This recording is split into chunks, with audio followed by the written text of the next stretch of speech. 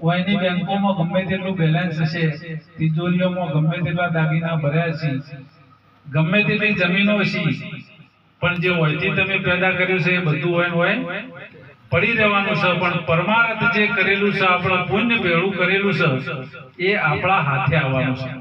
એક આવા ગામમાં શેઠ હતા, એમના પાસે ખૂબ ધન સંપત્તિ હતી, અને શેઠને વિચાર થયો કે આટલી બધી મહેનત કરીને મેં ધન સંપત્તિ ભેળી કરી છે, પણ હું મરી જાઉં એ દાડા આ તો બધું હોયના હોય પડી રહે, એટલે હું મરી જાઉં તો મારા હારી આવે એવું કોક કરવું છે.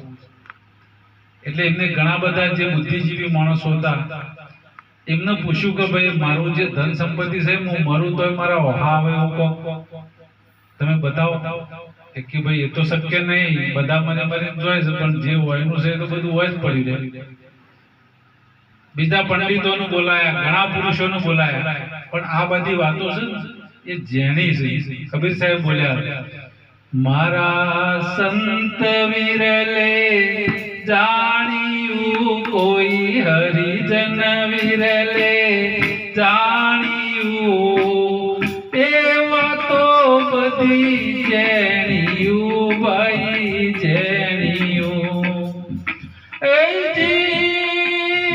મોટા કુવાળા કામ નહીં આવે, લોડું કાપે ચેણ્યું રે ભાઈ, લોડું કાપે ચેણ્યું, એવા તો બધી જેણ્યું ભાઈ જેણ્યું. કબીર સાહેબ બોલ્યા કે મોટા કુવાળા કામ નહીં આવું, પણ લોડું કાપવું એ શેણીઓ. તમારે વયથી ધન જેવીથી કમાવવું, એના માટે 1000 જણા બતાવવા વાળા મળશે કે ભાઈ આપણું ધન સહીમાં વધારો કેવીથી કરવો. પણ આર્યો વહ લઈ જવું ને એના માટે તો કોક ગુરુનો બાળક હોય, એને વાની ખબર હોય. એટલે ગમનો એક મહાપુરુષ મળ્યો કે જેમ શેઠ દાડા દાડા હુકાય દો કે ભાઈ મારા પાસે ધન ઘણું છે, પણ મેં એવી ઈચ્છા કરી હતી કે મર્યા ચેડી મારા હરી આવે, પણ બધા કોઈને એમ ના કીધું કે હરિયો થાય. કે એ તો હાવ સહેલું છે. કે હું વાત કરો કે આ કે કેવી રીતે કે જો છે આપણો વધી અમેરિકા કે ઓસ્ટ્રેલિયા કે કેનેડા જવું હોય તો તમારો રૂપિયો હોય છે ને એ લઈને જો તો કોઈ હાથમાં ના પકડે. એનું નાણું બેંકમાં કન્વર્ટ કરી અને એનો ડોલર બનાવવો પડે, અને ડોલર બને તો એ તેના બજારમાં તમને એના માટે વસ્તુ મળે. ને રૂપિયો આપણો એક હાથમાં ના ચાલે. એમ તમારું જે નાણું છે ને એ પરમાત્માના એનું નાણું બનાવવું પડે, અને એનું નાણું છે પુણ્ય. એટલે તમારો જે રૂપિયો છે એને વાપરીને પુણ્ય ભેગું કરો તો તમારા હારી આવશે. એટલે મહાપુરુષોએ કીધું છે કે મર્યા પછી પણ આપણા સાથે આવો એક પુણ્ય છે. અને એથી પણ વિશેષ વાત નરસિંહ મહેતાને કરી કે પુણ્ય કરીને સ્વર્ગે જાઓ ને તો 84 તો રહી.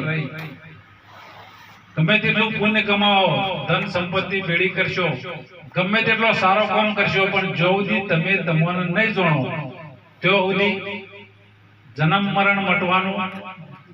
બીજો કોઈ પણ કાર્ય શું થયું જપ તપ તીરથ કે યોગ થકી, શું થયું ધ્યાન સંધ્યા થકી, શું થયું બબૂત લગાઈ જટા વધારે, આ તો બધા પ્રપંચ પેટ ભરવાના. પણ જો લગી આત્મા તત્વ ચીન્યો નહીં ત્યાં લગી સાધના બધી આપણે આપણને જો ના ઓળખ્યા. જો આજ બુદ્ધ પૂર્ણિમા છે, બુદ્ધ ભગવાન ની પૂર્ણિમા છે આજે, અને એમને સૂત્ર આપ્યું હતું અપો દીપો ભવ. તમે તમારા દીપક બનો. તમે જો તમને ઓળખશો તો જ ભગવાન ચડશે, નકર બીજેથી હોભળેલી બધી વાતો. પણ તમે જે દાડો તમને ઓળખશો, આપણું વેદાંત કહે છે જે દાડો માટલાને ખબર પડશે કે હું માટલું નહીં, હું તો માટી છું, એ દાડે એનું ફૂટવાનું જીવ દાગીનાની જે દાડે ખબર પડશે કે હું તો વેટી કે દોરો નહીં, હું તો હોનું છું, એ દાડે એનો વગાડવાનું ને બધું જો એમ આપણને ખબર પડશે કૃષ્ણ હું છું.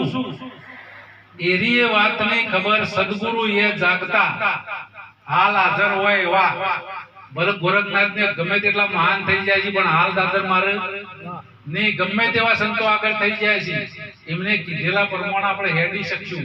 પણ હાલ તમારા તમને ઓળખવા હોય તો હાલ જે હયાત સંતો છે એ સંતો પાસેથી તમને તમારું જ્ઞાન થશે કે તમે કોણ છો. આપણે જે બધું માની બેઠા છીએ કે હું ચૌધરી છું, હું પુરુષ છું, હું કોકનો પિતા છું, હું કોકનો દીકરો છું, હું કોઈનો ધણી છું, એ બધું ખોટું છે. એ સત્ય નહીં. અને તમે જે છો એ શબ્દોથી કહેવાય એવું નહીં. એટલે એમાં ગુરુની જરૂર પડે છે. જો આપણે સામાન્ય બાળકને ભણાવવું હોય તો હાલ આધાર શિક્ષકો હોય એ પણ ભણાવો છો. આપણે મારી તમારા ગામમાં જબરા સાહેબો થઈ જાય છે, પણ જેનું શરીર છૂટી ગયું એ તમારા છોકરાને એકલો કદી ના શીખવાડે. ગમે તેટલી પાઠ બોર્ડો કે પૂંજાઓ કરો, ગમે તે કરો, પણ જે હાલ હાજર નહીં એ તમારા ગામમાં નહીં આવવાને. હાલ હાજર છે જેની હાજરી છે એ રોજ ગામમાં આવશે અને એ તમે કોણ છો એ સમજાવવા માટે પ્રયત્ન કરશે. અને એમાં કરોડે કોક જેનું ભાગ્ય જાગશે. ડુંગરપુરી જેવા મહાપુરુષને કીધું કે કરોડે કોક તરસી કે જેનું ભાગ્ય જાગશે, પોતાને ઓળખી શકશે.